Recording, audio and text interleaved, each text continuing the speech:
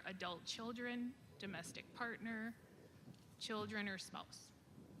And it's retroactive. So if you'd come in today, if the judicial official would come in today and say, I want my real estate information privatized, we would then go back in the records and shield or mask their information that lives in a real property record. So there's some legwork that goes in with this. The Land Records Committee has been discussing the policies, procedures, and potential fees, and we've agreed that we would like to ask the board to set the fees at $75 per form. And that would be the real property notice, the initial notice my office takes in, and then also the authorization to share private data, the request to release private data, and the consent to terminate the program. And those fees would be effective January 1st of 2026. Okay, and you feel as though that's adequate, $75? Well, statute is worded right now that the county recorder can charge up to $75. I see. So that's the max. So we would And, like to. okay, and so, like, it can go on perpetual until they ask to change it? Correct. Once they opt into this program, their coverage Okay. stays until they either ask to be terminated, until they pass away, or until they sell the property. Mr. Chair, it's $75 per form, Per form. so that is at each piece of property. Yes. So on the real property notice, they can only have one parcel number per form. So if you own 5 parcels, you want them all privatized, you would have to give us Funny. Yeah. 5 forms. I won't be. I will say Adds though up in a that hurry. with each parcel number that they give us, Each parcel Those number is comes with- $75, right? and it comes with, we would then have to go back in the records for each of those parcels and do that same work with each, so. Yeah, and this would extend also to the land resource assessor. Well, I think it's a county good, surveyor. I think all it's a land good records idea, office. but I don't, So does that put any kind of a hitch in the, if they were to sell something?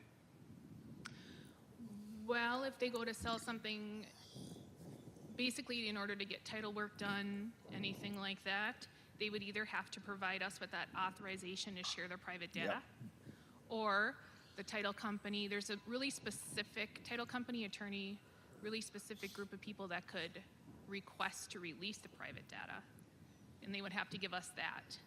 For another $75. Well, not so say so.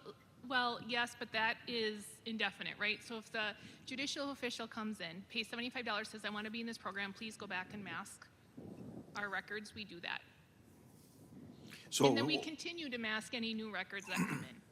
But if they want to sell or refinance and there needs to be a title search done, they have to allow me to release that information to somebody, and they would designate who and for what period of time, and then I would have to go back in the other real estate offices, unmask them, provide those records to the authorized designated party for that period of time. okay, so does that apply to if they have rental property or not? I would suppose it would depend how they own title. If you own it in an LLC, in a business name, it's probably, I don't, so one interesting thing about this legislation, it is out there, but it's new, and there's a lot to be clarified yet. So the Yeah. County Recorders that's Association a typical Minnesota thing. is meeting monthly to go over all the details with this as well. But it is expected to start with just the judicial officials for 2026 and expand out to other What, people. Mr. Chair, what about, okay, if you got a lien on the property, you can still privatize it? I mean, you got a mortgage, the bank has got, you know, And that mortgage is still there and it is still valid. What's different is how I would index it then. So if there is a mortgage on the property, yep, in the real estate records, the judicial official's name would be shielded. The bank's name would show. The legal description would also be shielded. and if you have, such as- how about if you have partners? Well, that whole document would be shielded if the judicial official opted in for Okay. that because his name's on it. The what happens then when we shield some of that information is there has to be another notice that I record in the land records. It's called a constructive notice. And if you know the legal description and you search it, it is a notice that says some of the documents you are searching for are private. You cannot find that by name. The judicial official's name is not in our real estate records anymore. But there is a posted notice that if you want more information, you have to contact our office. If they bump across a document that does not have a name indexed in it, there is a note that says this document is private per Minnesota statute and can only be released to certain parties for a real estate transaction. It's Well, I think that, complicated. yeah, It's think, interesting. I It get a is, kick it out is of it because there's a lot of different, Yeah. every plat or every piece of property, some of you guys yeah. got. Tim? Well, and that's true. The Land Records Committee, we've discussed this at length and have kind of come up with some procedures. Okay, Tim? So I got a question. If somebody's doing a lien search on your property, will that show up or not? Being you're shielded, so I know like if you want to take out a loan and stuff, sometimes the banks will do a lien search. Yeah. So how does that work? If the bank can't get the information, how can it work for them getting a loan?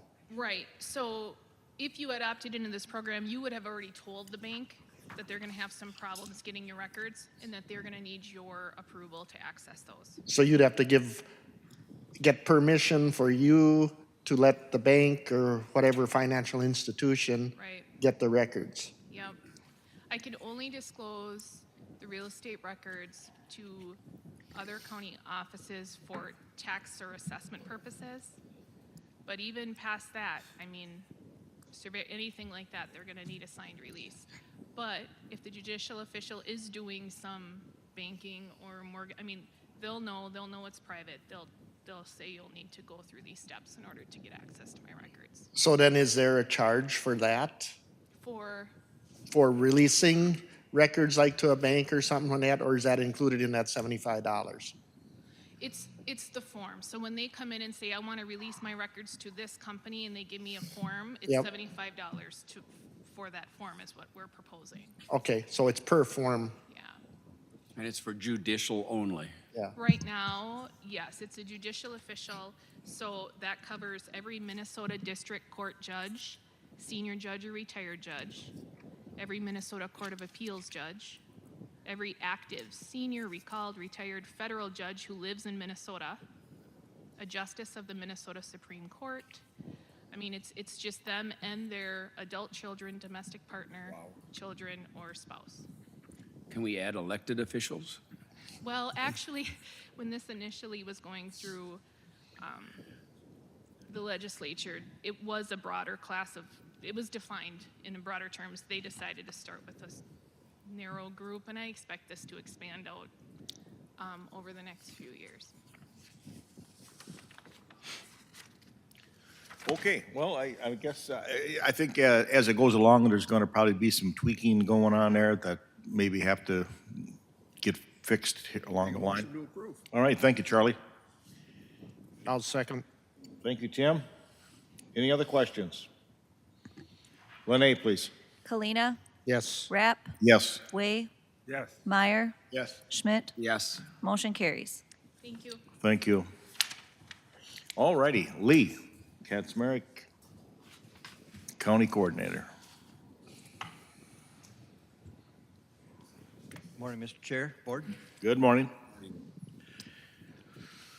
All right, well, the first item I bring to you is the general wage adjustment for non-union employees for the year 2026.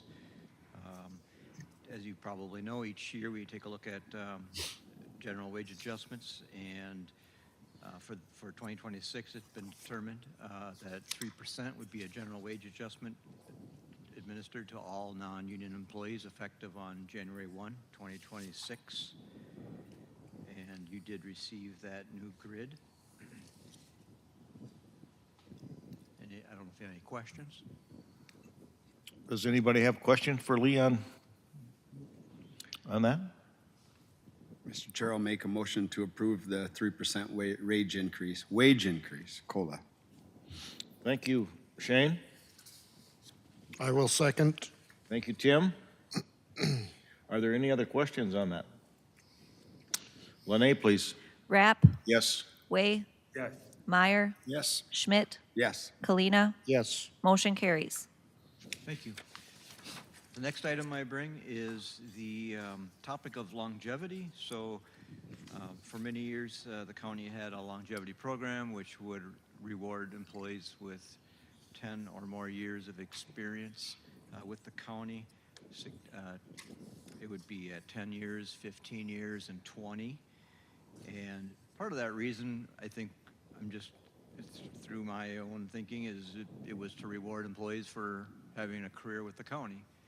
Another part of that might have been our STEP system runs up to 10. Typically, that would be 9 or 10 years. So that was a way for an employee to maybe see some other advances besides general wage adjustments. In 2015, that was sunsetted, which meant that any employee hired after that would no longer be eligible for it when they put in their 10 years or 15 or 20.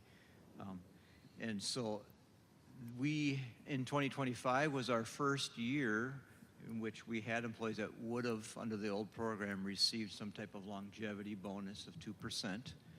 And each one of those mile markers is 2%. And so one thing that's come up with the compensation committee and in discussions was bringing back, or the potential of bringing back, longevity reward for non-union employees. The one difference on this would be you'd have a 10-year 2% increase above their base wage, and at 15 years you'd have another 2% above their base wage. The difference we changed on the one in front of you is at 18 years instead of 20. 18 years you also would have another 2%. Other than that, it would run the same. If the board were to approve this, we'd make it effective on January 1, 2026. We would not retro anyone. We would just start, and that would be the starting gate for anybody who is qualified at that point. But it's something that I think there's been some serious thought on trying to promote that long-term thinking and career-minded employees, and even knowing that we've did something to try to retain that experience, which I think our citizens depend on. So I'm asking the board to approve the unsunsetting of the longevity program and make that effective on January 1, 2026 for non-union employees at the 10-year, 15, and 18-year marks. All right, thank you, Lee. Board? I just want to make a comment on that. Being a former county employee, I feel that it never should have been taken out in the first place, because a lot of the employees look at that and they say, well, why should we stay here if we're not going to get rewarded after putting in so many years of service? You know, it's like they took it away, and the employees after 2015 would get nothing for their years of service, and I feel that's sort of a slap in the face. So with that, I'm going to approve Resolution 25-109, longevity benefits pay. All righty, thank you, Tim. A second. And thank you, Jeff. Are there any other questions? Lene, please. Way, Yes. Meyer, Yes. Schmidt, Yes. Kalina. Yes. Rapp. Yes. Motion carries. Thank you. The next item is a item for our Public Works Council. So the county, and I wanted to thank Commissioners Way and Schmidt for participating in our negotiations team. As they know now, we spend a lot of time going over things and having to solve problems and work with people on the other side of the table. I also would like to thank the Public Works Council too, because they were just as engaged as I felt we were, and it was productive sessions. What's come out of that is we're nearly to a contract. We kind of ran out of time, and this being the last board meeting of the year, I felt it was important to get something in writing to the commissioners to show that we did achieve an agreement with the Public Works Council. And that tentative agreement is in front of you now and outlines the basis of our agreement. I'm just asking for action for this to approve that. Because one of the things we had presented to the council was if they did work with us to try to get these contracts resolved before the end of the year, we would add in the December 24th holiday. Currently, they get a half day, and we decided to make that a full day if they could work out a deal with us by the end of the year, which we feel this constitutes the deal. So also in front of you is a memorandum of understanding. These two kind of go together, so I'm asking the board action to approve the TA with the memorandum of understanding for December 24th, Christmas Eve, to be a full holiday for Public Works Council. The contract, just so you know, I didn't mention this, but it's a 3-year contract. So it'd be for 26, 27, 28. And so yeah, that would be effective on 1/1/26. And you probably would see that contract on the next board meeting coming to you. Mr. Chair. Yes. Lee, has this been voted yet? The union has ratified this and voted. The union has voted for this, yes. Oh, it has been voted and signed. The contract is not in writing yet. They've voted on the tentative agreement and reported their vote to us, and they did come in and sign the memorandum this morning. Okay. Thank you. Yes. If that's the case, I'll make a motion to approve. Thank you, Charlie.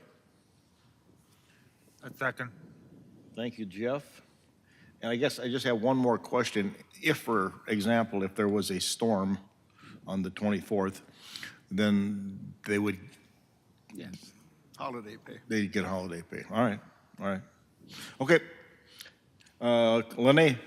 Meyer, Yes. Schmidt, Yes. Kalina, Yes. Rapp, Yes. Way. Yes.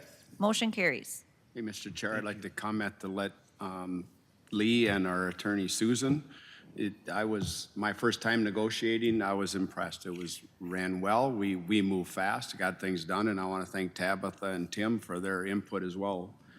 I thought it went really well, working together to get it done. That's a great point.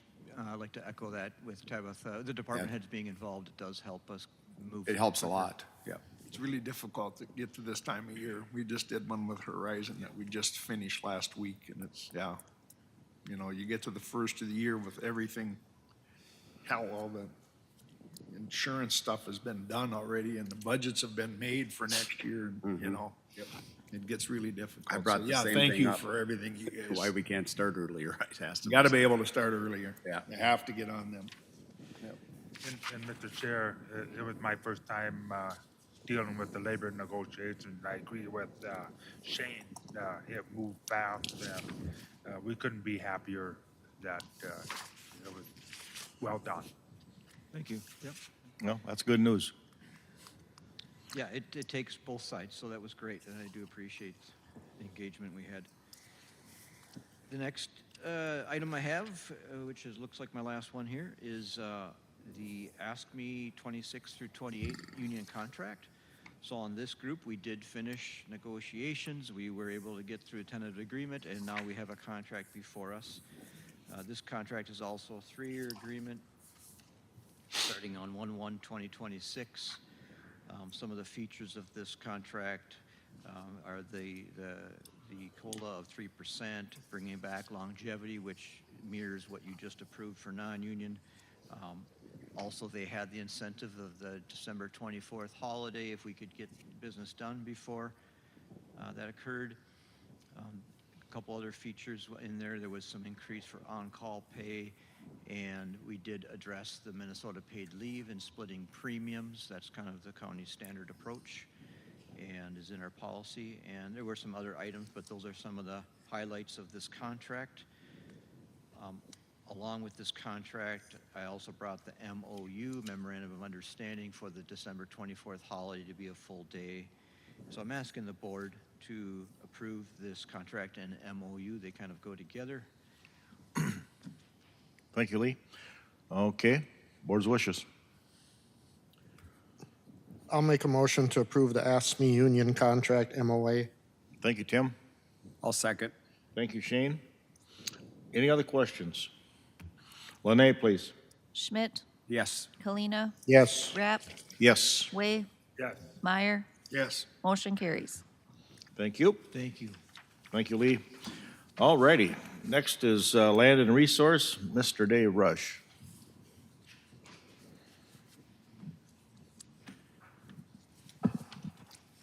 Good morning. Good morning.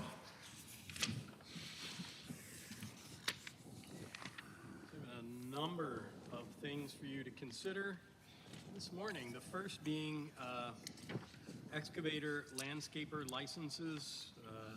As I've brought to you in the past, we license all landscapers and excavators in the county to ensure that they understand our ordinance, are doing quality work, and are held responsible for their work here in the county. Do notice there, we've got a multitude of licenses. So let's, they only have one listed on the agenda here, but we'll break them down by category if you would. So we'll take landscaper excavator licenses first. We recommend approval of the ones that you see listed on that sheet. Okay, before we vote on that, Dave, just a quick question, and that is like, if you're a general contractor, don't you get that automatically then? When you're a general contractor, you're licensed by the state, and the state makes those requirements on you. So if you're a general contractor and you do some excavation work, then you don't need to be licensed by Douglas County. But I'm seeing names on here that look like general contractors, and they're still excavator landscapers. They may be, and they're seeking that license from us as well. I see. But they wouldn't have to have it. I don't believe they do have to have it as a general contractor. I mean, I wouldn't think they would. All right, thank you. All right, board's wishes there. Mr. Chair, I'll make a motion to approve the excavator landscaper license as listed. Thank you, Shane. I'll second. Thank you, Tim. Any other questions? Lene, please. Meyer, Yes. Schmidt, Yes. Kalina, Yes. Rapp, Yes. Way. Yes. Motion carries. Very good. The next group will take the disposal haulers. These are solid waste haulers that come into, work within our county and come into our county to dispose of waste at our waste-to-energy facility. So we recommend approval of the licenses you see listed in your packet. Mr. Chair, I make a motion to approve the disposal haulers that are listed. Thank you, Charlie. I'll second. Thank you, Tim. Any other questions? Lene, please. Way, Yes. Meyer, Yes. Schmidt, Abstain. Kalina, Yes. Rapp. Yes. Motion carries. Okay, the next license will be for demolition landfill. We have one in Douglas County. Recommend approval of that license. I'll make a motion to approve the demolition landfill. I'll second. Thank you, Tim. Thank you, Shane. Any other questions? Lene, please. Rapp, Yes. Way, Yes. Meyer, Yes. Schmidt, Yes. Kalina. Yes. Motion carries. Very good. And then transfer, let's go with ash landfill. So that would be our own solid waste management facility, operates an ash landfill. We recommend approval of that license. Do we have to, excuse me, we do need a license? We have to license ourselves? It is not us. They are an entity. Oh, it's separate. us. It is, but officially they are their own entity of which you gentlemen sit. We have a on. JPA with Bolt too, so It's it's a paperwork thing. I hope that's all. LLC. We don't make them pay for a license. Thank you. That's what I wanted you to say. All No, right. no money, no money transfer. We don't need to throw money around. Okay. Good point. Okay, I'll make a motion to approve the ash landfill license. Thank you, Tim. I'll second. Thank you, Charlie. Any other questions? Lene, please. Kalina, Yes. Rapp, Yes. Way, Yes. Meyer, Yes. Schmidt. Yes. Motion carries. And operation of a transfer station, we recommend approval of that license. I'll make a motion to approve the transfer station license. Thank you, Tim. I'll second it.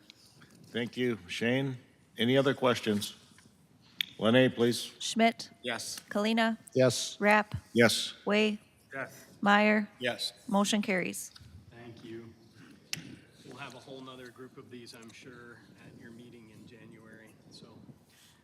The next item I have for you is a final plat. This is for Ida South Storage. This is a storage plan unit development off of County Road 61 in Ida Township.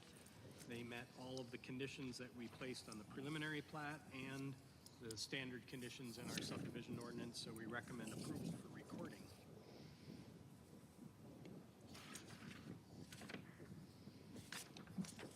Board's wishes.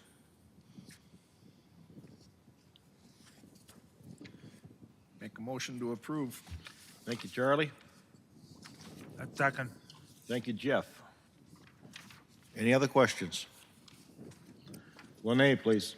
Kalina, Yes. Rapp, Yes. Way, Yes. Meyer, Yes. Schmidt, Yes. motion carries.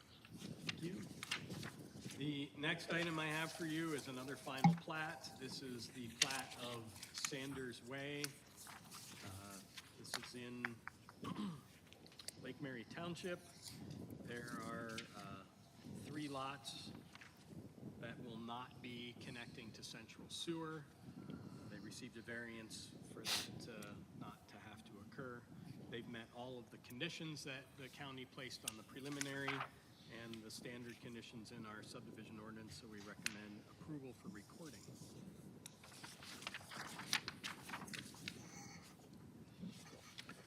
Alrighty. Board's wishes. Mr. Chair, I'll make a motion to approve the final plat for Sanders Way. Thank you, Shane. I'll second. Thank you, Tim. Any other questions? Lene, please. Rapp, Yes. Way, Yes. Meyer, Yes. Schmidt, Yes. Kalina, Yes. motion carries. Alrighty. The next couple items I have are from our Planning Advisory Commission meeting held a week ago. The first is a conditional use permit. This is to allow the conversion of a commercial resort. This is Vacationers Inn Resort located on Lake Calgary. The current owner of the resort would like to do as many other small resorts have. They would like to be able to close up the resort, sell the units and a footprint of real estate underneath of them, and have it essentially be the same as it is, but it will no longer be operated commercially. They'll be privately owned lakeshore cabins. You see a number of conditions in there. The conditions are put in place in order to correct any deficiencies that would assist with protecting the lakeshore and alleviating some issues of some of these older resorts, and also to try to keep the aesthetic appearance of the resort similar to as it has been. I do want to bring up, there was some discussion at the Planning Commission meeting regarding one of the conditions in the proposed in this under number 2E, proposes to keep the roof pitch at a 612 roof pitch. I know that at the Planning Commission meeting, the applicants were seeking to be able to have that roof pitch be steeper so that they could have some, if those cabins are rebuilt, there can be some additional usable space above. Some of those cabins are quite small, on the order of maybe 20 by 30 feet, and may have as low as a 412 roof pitch. With a 612 roof pitch, they won't get a lot of additional storage or other usable space. So the applicant did ask for that. Planning Commission recommended that the condition remain as it is, and I don't know if the board would consider altering that, or if there was any discussion that they wanted to have. But with that, Planning Commission did recommend approval of this conditional use permit with the conditions that are in your packet. All right. Yeah, go ahead. I know a little bit about this, but cabin 6 and 7, I see if they were destroyed or something like that. And because of the setbacks and so on and so forth. I know why he would, I haven't talked to Steve about it at all, but why there would be a request for asking for that space, because I don't think they could go back in their footprint. Is that correct, the way I was reading most of this? Well, Not exactly. Mr. Chair, a couple of things. One is that in the conditions the county asked for, if those buildings were destroyed, especially cabin 7, Yep. that it be moved out of the shore impact zone. Correct. Which means it would move from about 15 and a half or 16 feet back to 25 feet. The applicant looked at that and had no objection to that being moved back. 6, if that gets torn down and rebuilt, right now it's at 5, just over 5 feet from that side property From line. the property line. Just want to see it move to 6. Okay. Which would be. I at seen that, time, that was- isn't much. So. That's so a bigger that is- cabin, and 7 is the smallest, yeah. Yeah, 7's the smallest cabin, but Okay. 6 and 7 and some of those on the southwest side of that resort are not very big. So No.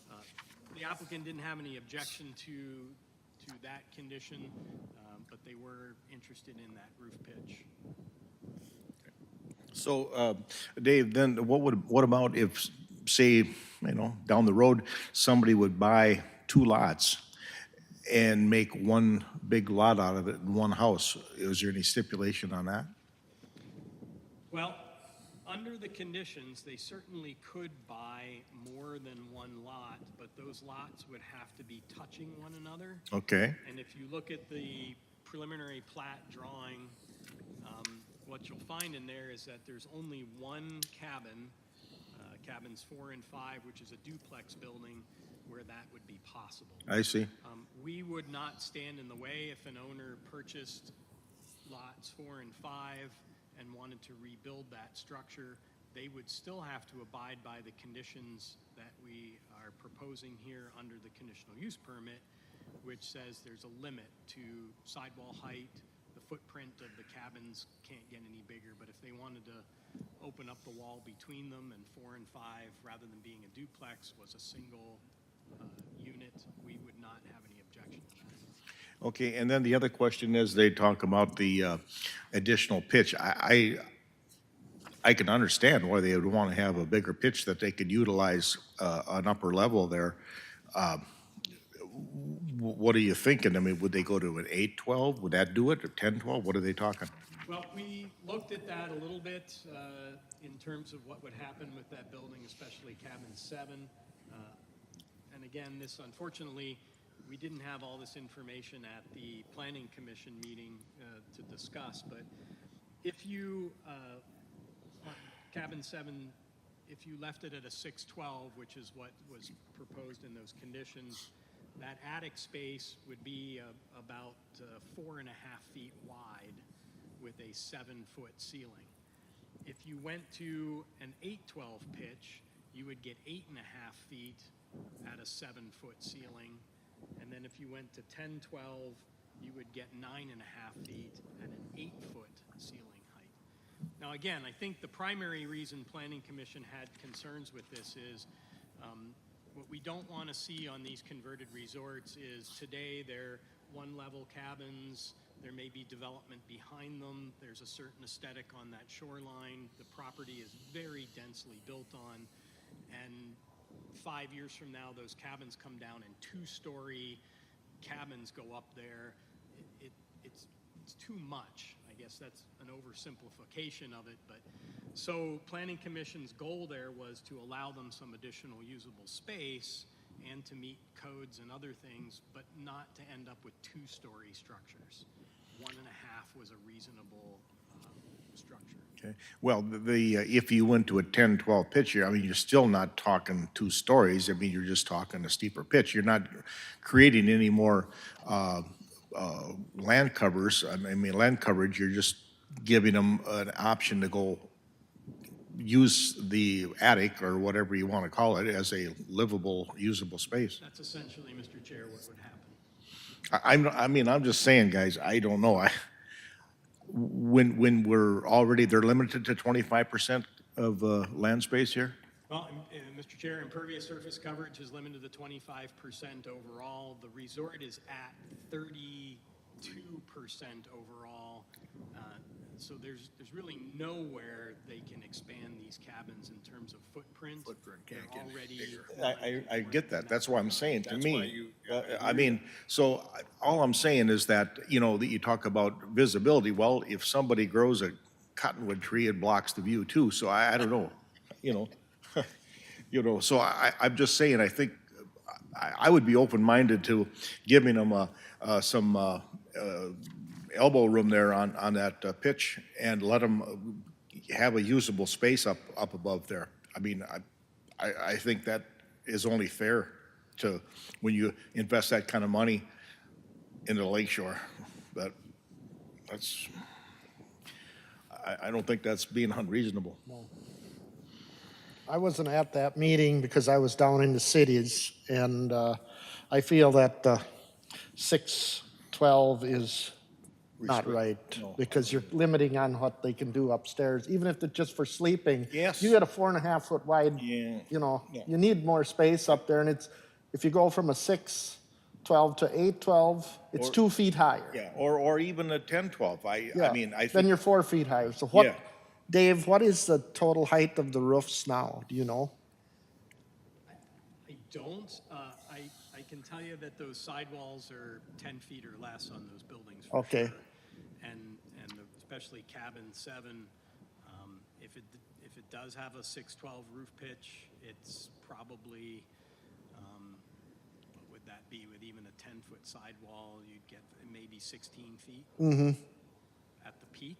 Because mine is, it's basically the same design as what these are, but I'm 28 foot wide, sure. and we got 18 feet upstairs width. So- And we're at a 10-12, and we're 22 feet high. So, Mr. Chair, if you went to 8, like I said, on cabin 7 as an example, if you went to 812, you'd get 8.5 feet of usable space with a 7-foot ceiling, and of course, up there, you know, that 7-foot ceiling by code only has to be more than 50% of that area. You could move those knee walls out even further, For tuck like, a bed in the corner or- or whatever. yeah, So or- even at 812, there's some space in there. well, I would like to see that. I mean, I would like to see it, give them some elbow room there because you can't go any wider. At least give them a little option to go and use some upstairs space. So I would like to see that added. And I'll make that a motion. I'll second it. You got that there, Dave? Yep, I do. That would change condition 2E to 812. I'm going to say 10-12. I mean, what the heck? Okay, who seconds it? Charlie seconded it. Yeah, that's fine. I'm sorry. I was reading. All right. That's, okay. Lene, please. Way, Yes. Meyer, Yes. Schmidt, Yes. Kalina, Yes. Rapp, Yes, motion carries. thank you. Thank you for that discussion. I appreciate it. So our next item then would be the preliminary plat. So as we've seen with these before, in order to create that footprint as you're looking at, they have to plat the property. Planning Commission reviewed this, recommended approval with the 6 conditions that are in your packet. Absolutely. Uh-oh. Yes. Is Make that a motion better? to approve, Mr. Chair. All right, thank you, Charlie. I'll second that. Thank you, Shane. Any other questions? Lene, please. Meyer, Yes. Schmidt, Yes. Kalina, Yes. Rapp, Yes, Way, Yes. motion carries. Very thank good. you. Thank you. And so the next item I have is annually, our feedlot program has to produce a work plan for our annual activities. And once a year, our feedlot coordinator, Mark Kep, comes to you to give you an update on what's been going on with the program, as well as to go over the delegation agreement. So Mark's here this morning and wants to give you a little overview.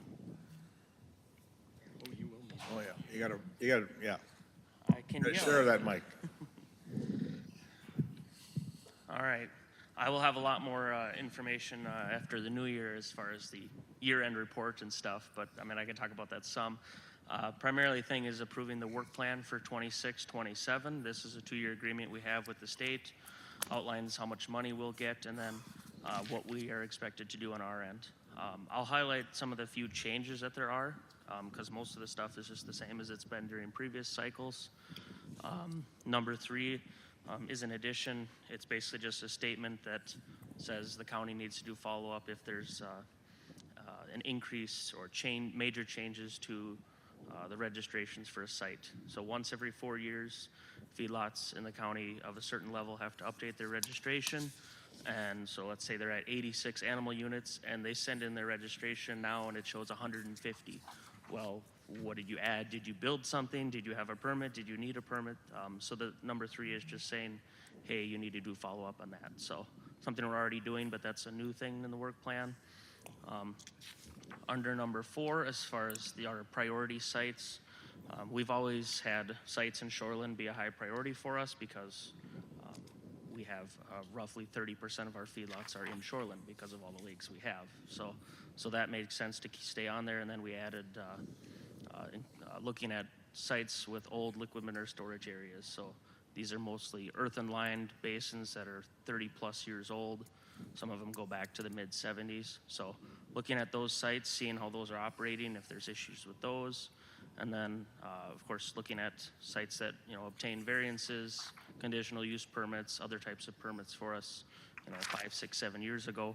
How are they doing? Are they still operating well? Are they managing it well? Are they following the conditions of those permits? So, and then there was a section on later on as far as communication strategy.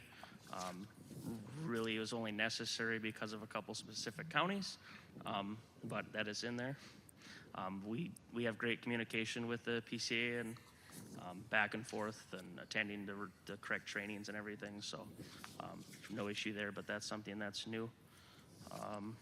The only other thing I'd say that is not in this work plan that we don't know how involved we'll be yet, but I'm the president for our County Feedlot Officers Organization, and soon I'll become the past president and legislative chair, and they are currently, they've initiated the process almost a year ago now to update 7020 rules. So this is essentially the ordinance that I go by. Aside from our county's ordinance, this is the feedlot ordinance for the state essentially. So how involved we'll be with that, I don't know, but I'll kind of be the main contact for that for the county feedlot folks. So that won't be in here, but that'll be at least some part of the plan for the next 2 years, I'm sure. So with that, I'll entertain any questions you have on the work plan or anything else. Yeah, I was just curious, what's the status on like hog operations in Douglas County? So for hog operations, we have primarily 2. Aside from like backyard hogs, we have 2. There's one total confinement liquid pit just south of Brandon, south of the interstate there. That's been there since, I think, the mid-'90s. Okay. So there's about 1,200 finishing hogs in there. That's been the same ever since then. Okay. And then we have one that you approved a couple years ago for Landing Craig by Home City. Yep. And that's a couple hundred head, or maybe up to 600 head in a total confinement facility there. Okay, I was just curious. Otherwise, it's just backyard stuff. Yep, yeah, I get it. That's a good deal. Chair, and the one that Home City's been doing fine with the Yeah. neighborhood. Yeah, and he's not fully stocked to his permitted level, so, but yeah, that He's haven't, permitted for over 600. yeah, and yeah, because a lot of them are That means fairly he could small. probably have 1,200 or 1,400 around. Right, yeah, a lot of them are fairly small, Yeah. but the little ones are not up in that new Right. barn, so, Okay, yeah, I think that he could have like 600 or more in that barn, and there hasn't been that's 600 full yet. adult. Yeah, yeah, adults and gilts replacements, yeah. Yeah. And how about, do you get involved in, like, if anybody has buffalo or elk? Yep, yeah, they all fall under the feedlot program, all those different types of animals. Sometimes people write dogs and cats on their registration. I think, they're just, mocking it a little bit, I think. But yeah, it includes rabbits, chickens, all that, all of those. All 3 chickens. There might be 100 different types of animals. Okay, I was just So curious. yes. Yep, all right, thanks. So, Mr. Chair, I got a question. Mark, how often do you go out and inspect these? Once a year? It depends on the size of the site and, you know, what kind of risk they are. So that's part of the reason for setting the priority for different sites. You know, a site that is at 50 animal units and the nearest body of water is a half-mile away, that's not as high a priority to go out there all the time. Sites that are really close to a lake or much larger or apply manure in the winter, those are a much higher priority. So what do you do if they're over their animal units? Well, first thing I'll do is set up an inspection to go out there. So then they hide if I them get quick? it back on paper. So that's the first thing. And then a lot So of you times, always notify them and let them know you're coming? yes, yes. That answered. That's okay. It's okay. Yeah, I'm fine. I'm good. That's all I wanted to know. Mr. Chair, I got a question. Yes. As far as compliance, how are we sitting with percentage of compliance? I don't have a percentage per se, but it's pretty high. The biggest non-compliance we see is manure record keeping. So sites that are over 100 animal units, they have to keep certain records of when and where they applied manure. And that seems to be the biggest non-compliance. Now, if they're not hauling in winter or if they're incorporating the manure right away, is it a runoff issue? Very unlikely. But yeah, technically they're supposed to keep those records, and that's the biggest non-compliance we see. Okay. But it's not as far as like direct open, like runoff, like visible runoff, that's not very common anymore. The most common we would see it would be from manure stockpile, if that is put in a bad place. Okay, thank you. Mr. Chair, I make a motion, we approve the feedlot program delegation agreement. Thank you, Charlie, A second. and thank you, Jeff. Any other questions? Lene, please. Schmidt, Yes. Kalina, Yes. Rapp, Yes. Way, Yes. Meyer, Yes. motion carries. Thanks, Mark. Thank you, Mark. Yep. Appreciate all your. Good job. Good job. Gentlemen, thank you. And to Mr. Schmidt, to your question too, I just want to be clear, when we have an operator who is perhaps consistently operating over their permitted capacity, as Mark indicated, yes, we do let them know we're coming. We may let them know we're coming hours before we show up. So yeah, if they're and- operating over capacity on a consistent basis, we're on top of that, and we work with the Pollution Control Agency to deal with those. I think that's a courtesy. I really do. No, I'm not saying that isn't that way either, but all of a sudden they got 50 and they're at 150, there's a big difference. Correct, and it's They can't it's hide all hard that. not to worried. hide- Can't hide all that manure. It's hard to hide, steers and, No, it's fine. I was just, They can go cross county line. Anyway, the next item I have for you is the watershed agreement with Sauk River Watershed Collaborative. So, as you're aware, we've been working on this one watershed, one plan process in 5 sub-watersheds in Douglas County. Sauk River is one of those, and they receive funding from the state. Every year, they put together a work plan based on that funding, and if work isn't completed, they can take funding from a previous year and allocate it to other projects, or to continue a project so that they can use that funding from that fiscal year. In this particular situation, this kind of thing has come to you before. This is fiscal year 2024. They want to redo that work plan, and there's some items in there that they're looking to make some changes because of a project that I believe was not going to go forward. So with that, you can see all the various projects that they have listed in this revised work plan, and what they're seeking from each member is to approve this revision. The revisions that you see in there are lined through where something is being removed because that work isn't going to be completed. Happy to answer questions, looking for approval of the resolution. Yeah, and we'll do that. Did you bring that piece of paper that I asked you to about that DNR? I did. All right. And that, I figured we'd talk about Okay, that. At the all right, end. very well. We'll keep it on this topic.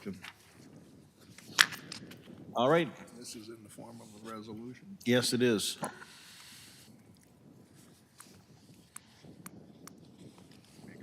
to approve, I guess. All righty, thank you, Charlie. Resolution 25-109. Thank you, thank you.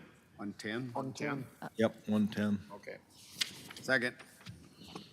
Thank you, Shane. Any other questions on Sauk River watershed? Lene, please. Kalina, Yes. Rapp, Yes. Way, Meyer, Yes. Schmidt. Yes. Motion carries. Thank you. So the next item I have is a 2026 Aquatic Invasive Plant Management Grant. This relates to some work that the county's been doing on Grants Lake over in Home City Township. About 5 years ago, the county discovered a invasive plant called flowering rush. It's a pretty plant, but unfortunately, it takes over areas where we might have hardstem bulrush or other aquatic plants, and it is fairly aggressive. Up in Otter Tail and Becker counties, they've had this issue, Hubbard County, for a number of years on a number of lakes and put forth considerable effort to try to eradicate, if not just to push back against the flowering rush. Anyway, Grants Lake is the only place it's been discovered in Douglas County. 5 years ago, we started doing treatments to try to eradicate it if we could from the lake. We were using our aquatic invasive species funds from the state, and Justin Swart, staff person in my office who handles that, found that there was this grant opportunity available from the state. So we have applied for this grant.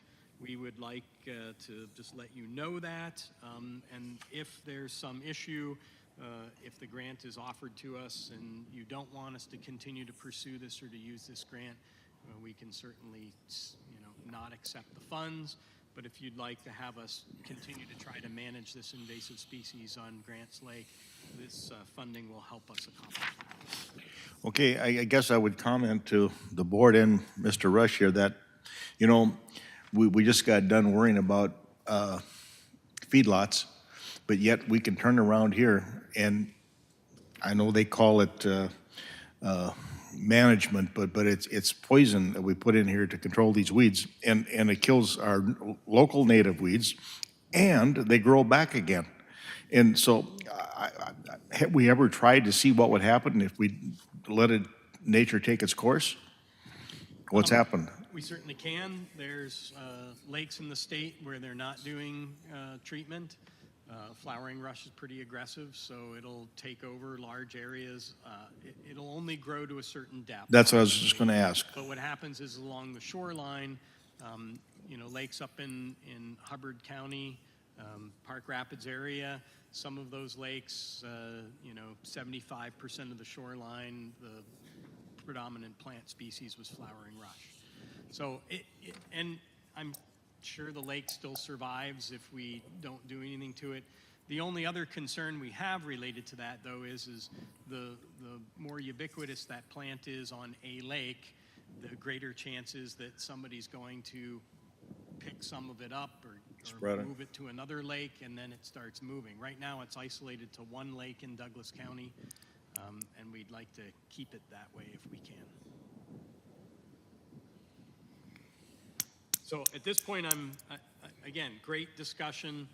It's informational. If the board desires, if the grant is awarded to us, I can bring it back for the board to take action to accept the grant or not. Okay, and this is the same kind of treatment that they use when they put up a sign that says don't let your children play in here, don't let your pets drink out of it? Absolutely. We send notice out to all the property owners, and the way the rules are set up, property owners that if you're doing treatment within 100 and some feet of their property on the lake, they get to decide whether or not they want that treatment to occur. We have one property owner on the lake who refuses to allow treatment out in front of his property. It is one of the few places on that lake where that plant continues to thrive. And don't we got plankton in our water that this will kill?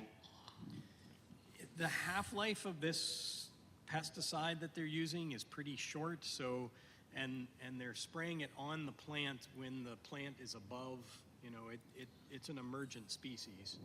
So they're spraying it on there, they're getting the plant leaves, killing it.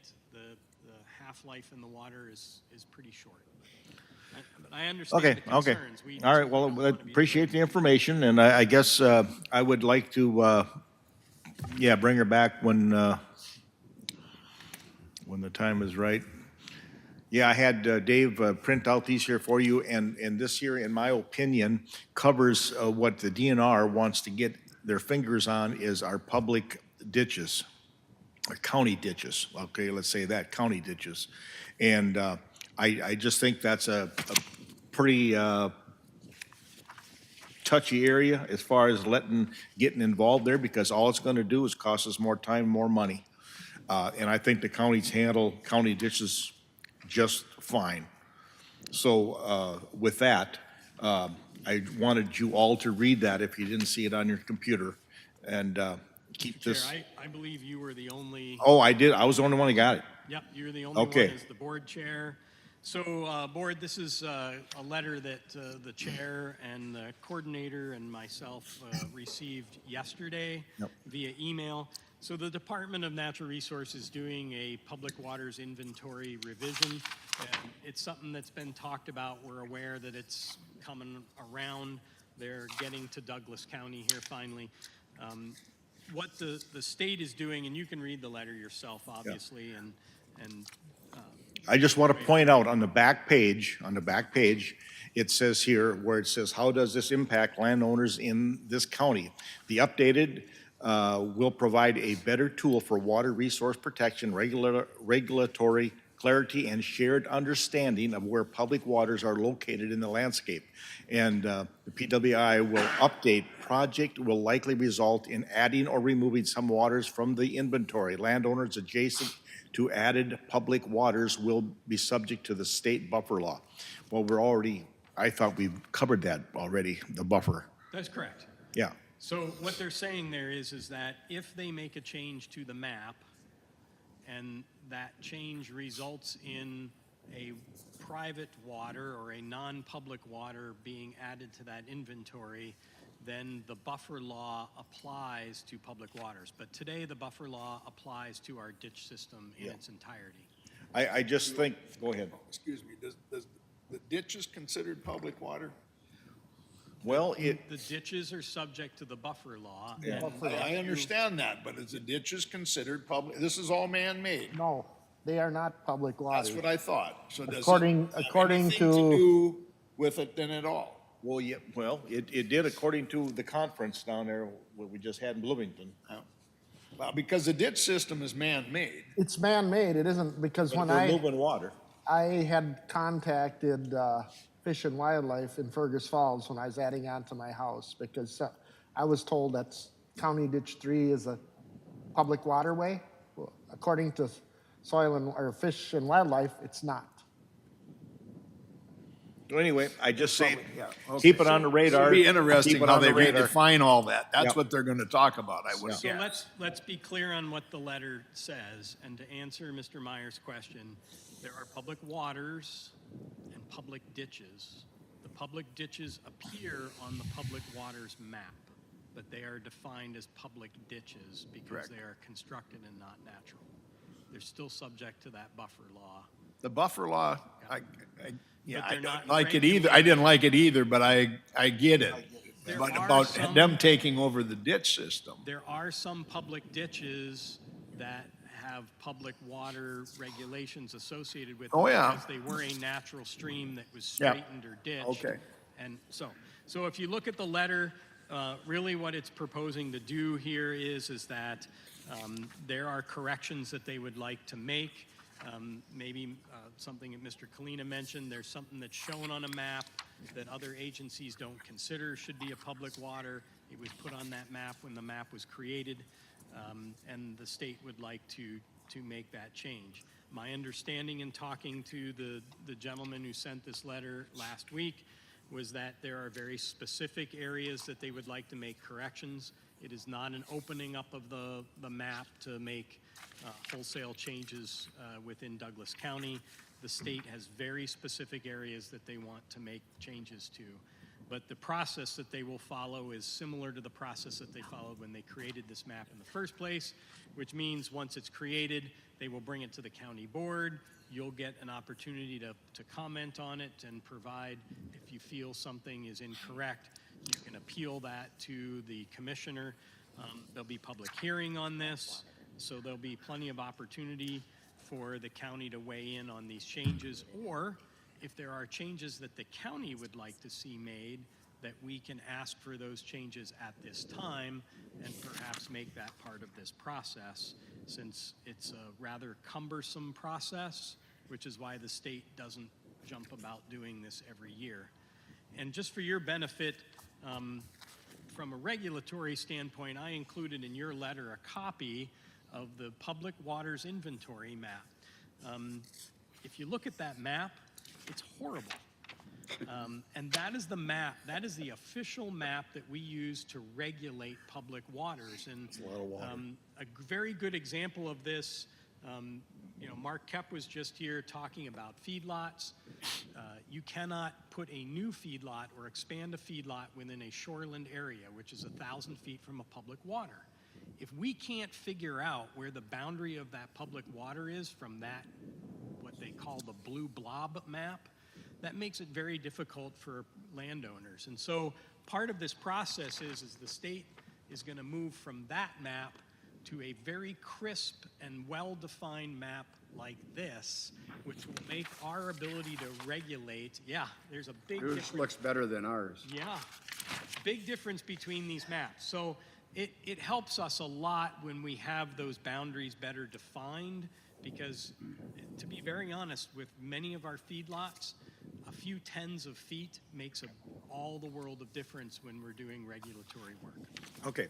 Well, all right, David, thank you. And You're trying to change it to the land of 20,000 lakes? maybe so. Yes. Well, like I said, I know it's not on the agenda, but it's a big deal, and I didn't want it to get overlooked. Yep. Sure can. Yep. Yep. So with that, we're going to take a 5-minute break. We'll be back.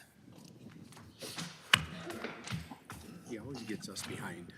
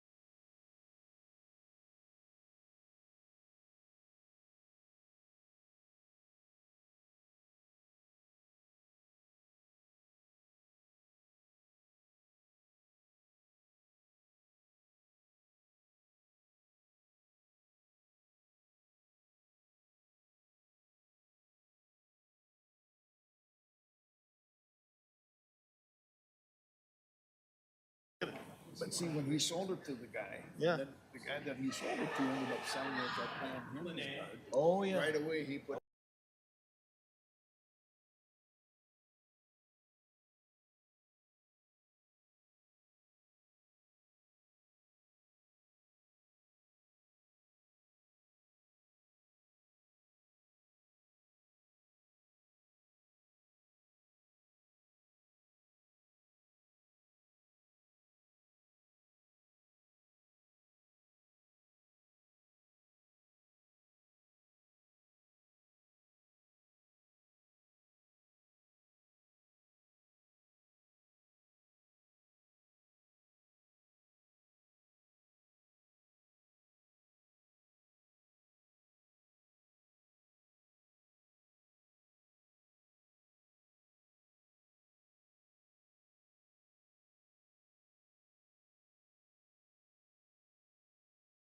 Bring her back. Let's bring her back.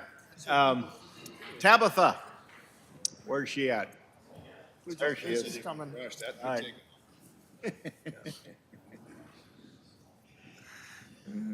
Okay, Good morning. good morning. Okay, I have 3 items before you this morning. The first is approving Children's Mental Health Collaborative contracts. The second will be a section of approving agency contracts, and then the third is a resolution. So I will start by going through the Children's Mental Health Collaborative contracts.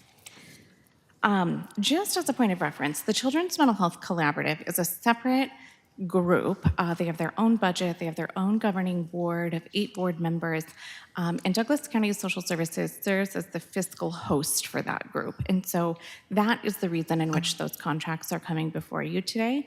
I do serve as one of the board members because Social Services is a component of that board.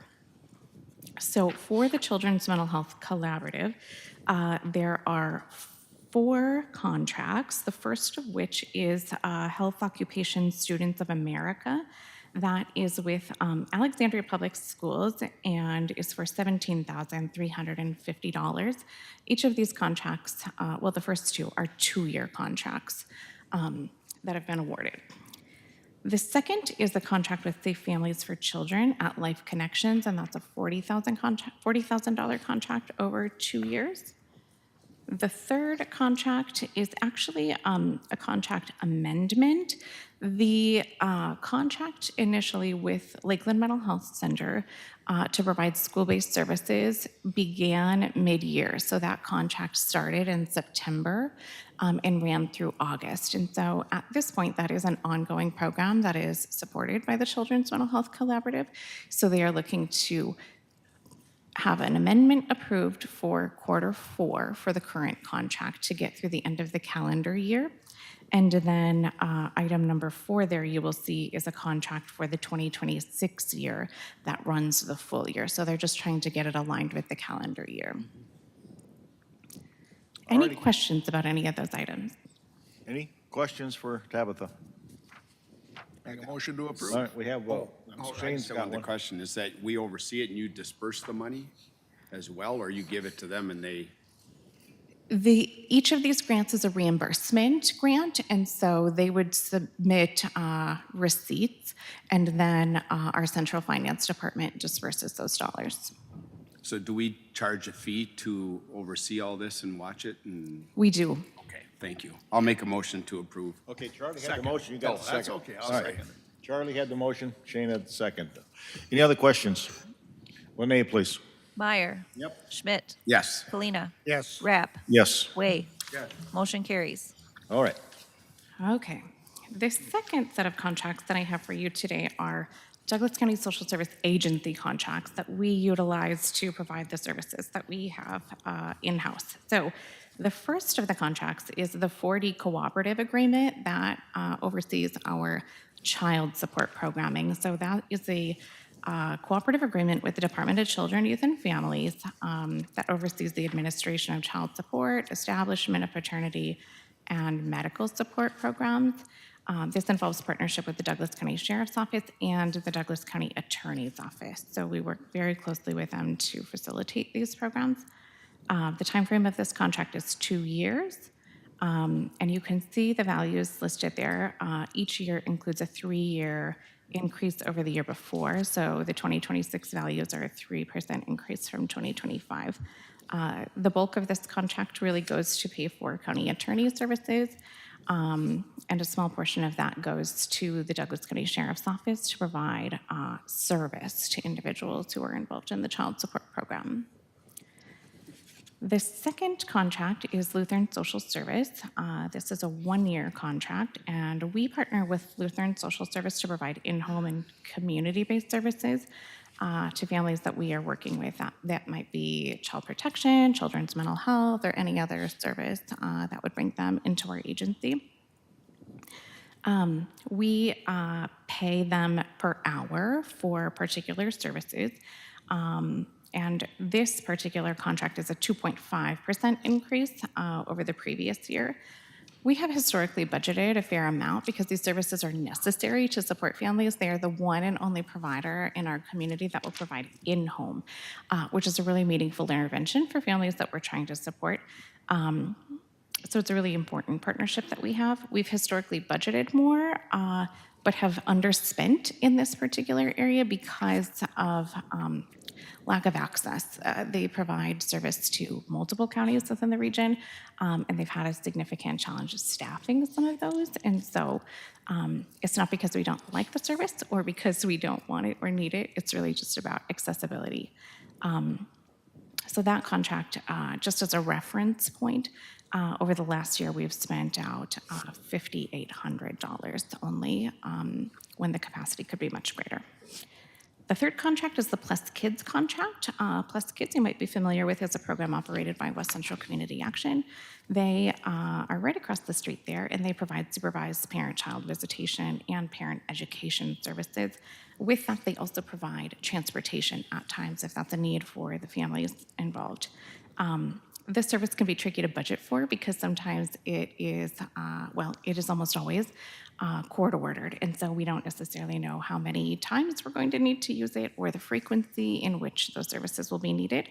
But this particular contract is a 1 year. You can see the fee structure. They are charging $60 an hour for their services, whether that's supervised visitation, they can do in-home, or provide some curriculum parent education. This contract does have a $5 increase per hour over last year's services, and West Central Community Action is identifying increased needs as it relates to staffing, expansion of services, maintenance of their space. One thing that they were willing to negotiate was a removal of fees.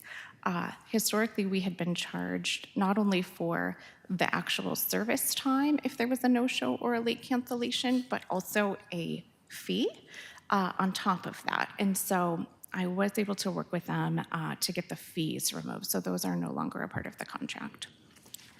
All right.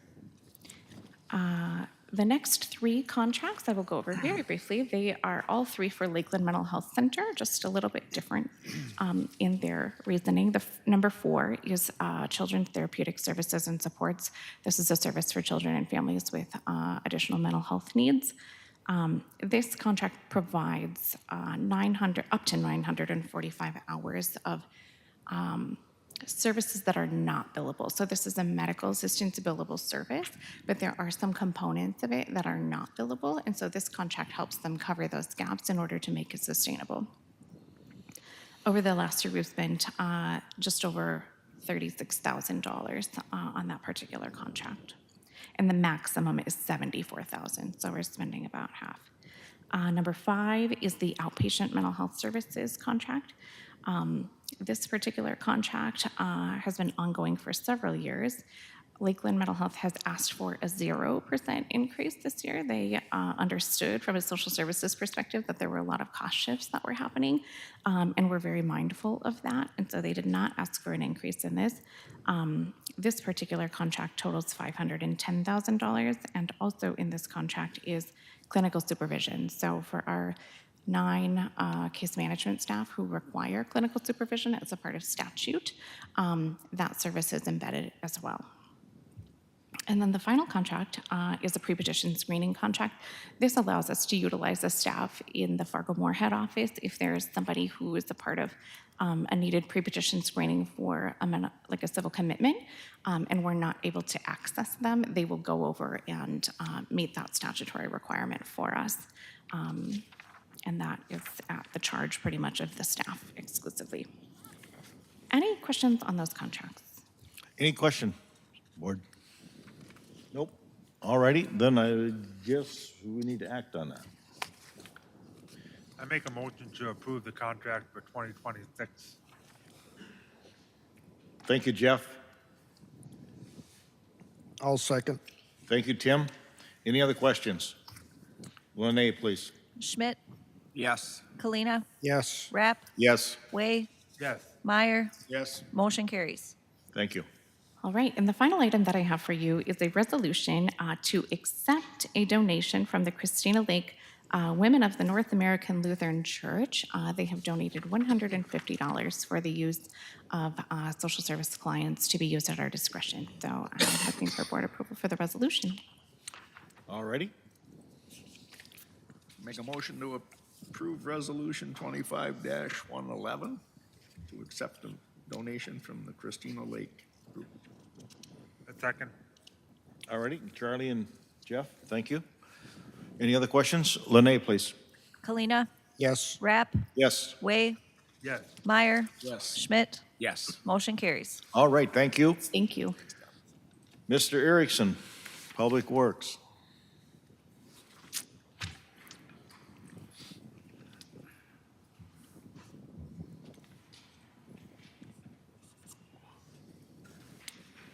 Good morning. Good morning. Had to double check the calendar and make sure that it was December. It feels like March out there. Just have a couple of items for you today. The first couple have to do with equipment for 2026. First one we have on there is for ordering some skid steers. I know Steve talked about this at our planning meeting a couple weeks ago. Both items, we went through a bunch of different ones. We really settled on either the John Deere or the Cat. We're actually going to recommend ordering the Caterpillar equipment, even though it costs $1,000 more. All of our attachments are already set up for the Caterpillar. We wouldn't have to modify anything to make them fit the John Deere. If the board approves this, we are just ordering this. We wouldn't take possession until after the first of the year. Board's wishes. Mr. Chair, I got a question here. The John Deere 331P, you got two of them listed. They're a large frame skid loader versus that 270, let's see, the 265, which is a small framed cat loader. Correct. My understanding, talking to Steve and talking to the other guys, the smaller size John Deere wouldn't handle the attachments that we want to use it for. So we would actually need two of that bigger one to do the same as two of those cats, even with the smaller Caterpillar. But you're getting a better deal on the John Deere with the horsepower and, They actually want the smaller equipment is what they're telling me. So that's Okay. why we're going for the little bit smaller one. okay, I just had that question because you're getting two bigger John Deeres and one big and one small cat. Right. For $1,000 less on the John Deere. That's why I was just wondering why you were, do you need the small frame one? Maintenance wants the small frame, yes. Okay. Okay, no problem. And I guess just a note there, I think Caterpillar has a better trade-in value. Is that true?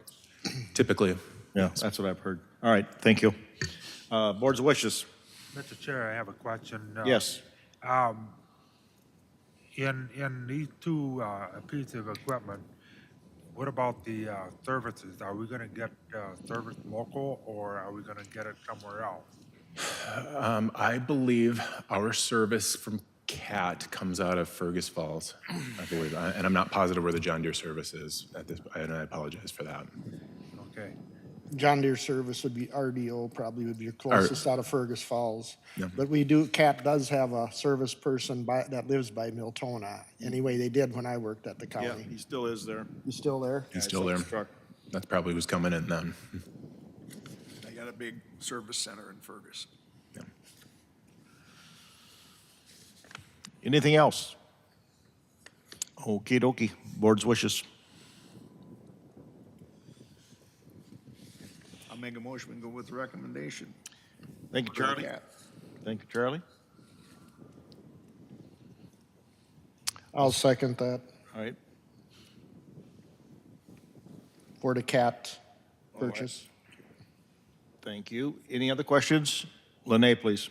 Rapp, Yes. Way, Yes. Meyer, Yes. Schmidt, Yes. Kalina. Yes, Motion carries. All right. Thank you very much. Next item we have is for ordering some parks mowers. These are also budgeted for next year. I've got Brad in here to answer any questions, which I should have had Steve in here for the other one answering questions. We're looking at the Toros 72-inch zero turns. Yep, we bid 3 mowers. They're all good equipment. We'd be happy with any of them. We've been really happy with the Ferrises we had, but Toro's the low bid, and we had service here in town, so I don't see a reason to not go with those guys. Okay, I think we got to start planting that grass seed that only grows 3 inches high. We don't have to mow it as often. Yeah, There you that's go. why we keep turning it into prairie grass. There you go. Help out on this. All right. Board's wishes. Mr. Chair, I'll make a motion to approve the lawnmowers from Paul Small Engine. Yes. All right, thank you, Shane. I'll second it. Any other questions? Lene, please. Way, Yes. Meyer. Yes. Schmidt, Yes. Kalina. yes. Rapp. Thank you. Motion carries. Thank you very much. Thank you, Brad.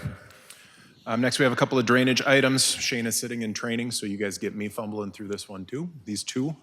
First one that we have is approving a final payment, repair of branch 5 on County Ditch 3. Least Tile and Excavating did that work. The total amount of the work came in at $2,630. So we're just looking for that approval to make that final payment. I'll make a motion to approve final payment on County Ditch 3 to Lee's Tiling and Excavating. Thank you, Tim. Second. Thank you, Shane. Any other questions? Lene, please. Meyer, Yes. Schmidt, Yes. Kalina. Yes, Rapp, Yes. Way. Yes. Motion carries. Thank you. Thank you. The last item that I have for you is to set our 2026 special assessments and loan adjustments. This is a similar spreadsheet to what you've seen before that Tom used to handle. Shane and I went into this. We wanted to adjust things a little bit so it made a little more sense to us as we're presenting all this stuff. So I'm going to actually start you in on that third column, that estimated year-end balance. That is where we expect each of those funds to be coming at the end of the year. Based on those numbers is where we're looking at making loan payments before the end of the year. The big one to point out is County Ditch 5 being that $24 in the hole. We can't have any of our ditch systems being in the hole at the end of the year. So part of that loan adjustment would be taking out an extra $1,000 to pay that one down. So again, based on that third column, that's when we're looking at making those loan payments or taking out that extra $1,000, those next couple of columns coming in there. And we do all that before the end of the year, which means our estimated cash balance as of January 1st of 2026 is our year-end balance minus those payments. Then based on that number, we look at your estimated approved repairs. So this is stuff that you guys have already said, hey, go get done. We just don't have those undertaken quite yet, but looking at that, based on where we think we're going to start the year, that's why we were started looking at those special assessments, those percentage amounts through there. The two columns that we are highlighting, those are the only two that we're looking to make adjustments from based off 2025.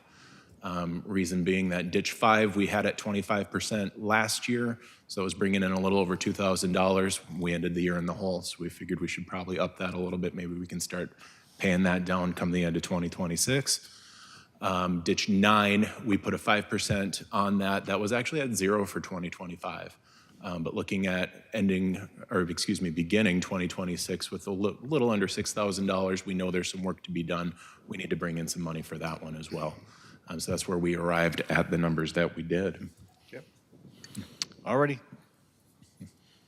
Board's wishes. Motion to approve. Thank you, Charlie. Second. Thank you, Jeff. Any other questions? Lene, please. Schmidt, Yes. Kalina. yes. Rapp, Yes. Way. Yes. Meyer. Yes. Motion carries.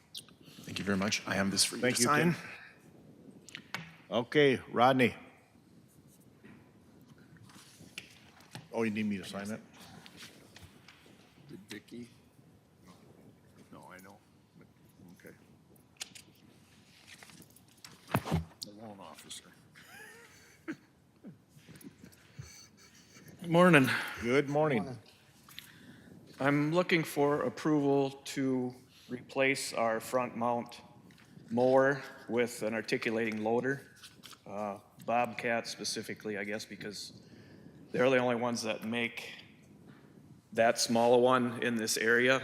I know Case makes one similar, but they're up in Fargo, so as far as service work, we'd be kind of out of luck there. But I did get 3 bids. I also got bids from Kubota and John Deere for front mount mowers, just so you can compare what some of the pricing is. I would prefer not to go with front mount mower just because we don't use it for mowing anymore. It's basically, we use it for snow removal, and it doesn't do that good a job as something like that articulating loader would do. They all got the same kind of warranties? I couldn't answer that question, to be honest with you. I can look. I see 1 year on the Bobcat, unlimited hours. They both include, like you said, the blower and the broom and the brush Yep, and the Bobcat also comes with a bucket. and the bucket too. Yeah. And the trade-in value is a little different from each of them. Okay. All righty. I got a question. So Rob, if you wanted to put a mower on, you could put a mower on the front of that Bobcat, right? I don't know, Brad, can you answer that question?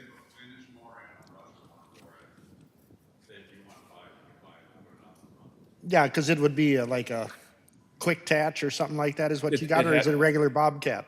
Correct.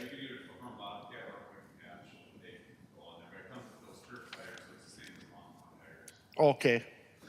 Okay. Yeah, Brad's department has one of those Yeah, I Bobcats. know they and got one, yeah. It works really great. They've come over here and used it, and it's just phenomenal compared It's to too what. nice of one, they'll come over and borrow it. Yeah. And he's got some attachments he said we could use if we need, so. Oh, okay. He's got the attachments. That's better yet. Maybe he'll show you how to run it. Yeah, right? Okay. Board's wishes. I got one question for Rod. So which one are you looking at? So I forgot to tell you. With the telescoping lift? The telescoping one is available immediately, and I'm using year-end money for this, so I have to take control of it this year. The L23 does not have the telescoping lift, but it's limited availability. He doesn't know if he can get one, and if he can get one, it's about $500 to $1,000 to get it shipped up here. So I'll have him look and see if he can get one, and if not, then I would like to go with the L28.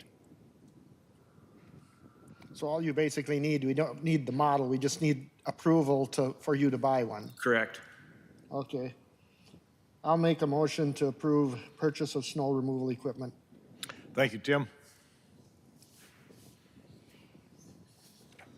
Second. Thank you, Charlie. Any other questions? Lene, please. Kalina, Yes. Rapp, Yes. Way, Yes. Meyer, Yes. Schmidt, Yes. motion carries. Thank you, Rodney. Thank you. Vicki Doling, Auditor Treasurer.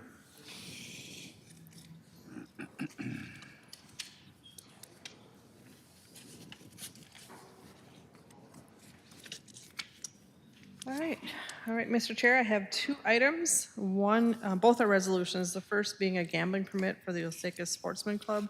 They're looking to perform a raffle on April 11th at Osaka Sportsman Club.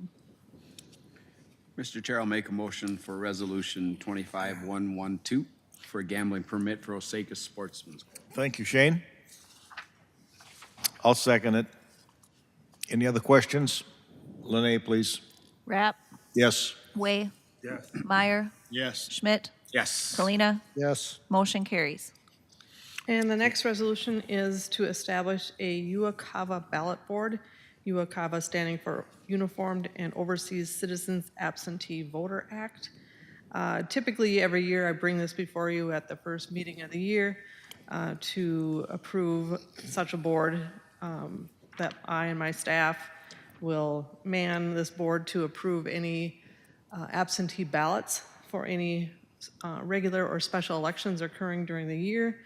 These absentee ballots will be, for the Uwakava ballot board, are for those citizens who reside overseas or who are in the military, that type of thing. However, Osaka School District is having a special election coming up in February, on February 10th, for which their absentee voting period will start already on December 26th. So therefore, I need to get this board established before that date, so that if we should encounter any absentee ballots for military or overseas citizens, then we have the board members established to accept or reject those ballots. I will bring the regular Uwakava ballot board approval at the annual meeting coming up in January for anything in 2026, but because this one's occurring early in 26, we All need right. to get this established now. Okay, board's wishes. I make a motion to approve Resolution 25113. Thank you, Jeff. Second. Thank you, Charlie. Any other questions? Lene, please. Way, Yes. Meyer, Yes. Schmidt, Yes. Kalina, Yes. Rapp. Yes. Motion carries. All right. Appreciate it, thank you. Thank you, Vicki. Okey dokey, we have the finance director.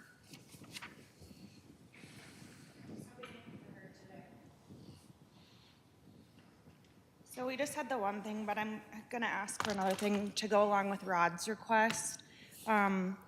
But the first thing is a motion to approve the bills in the amount of $32,233,603.48. And that includes November tax settlement I was payments. gonna say, that's half our budget.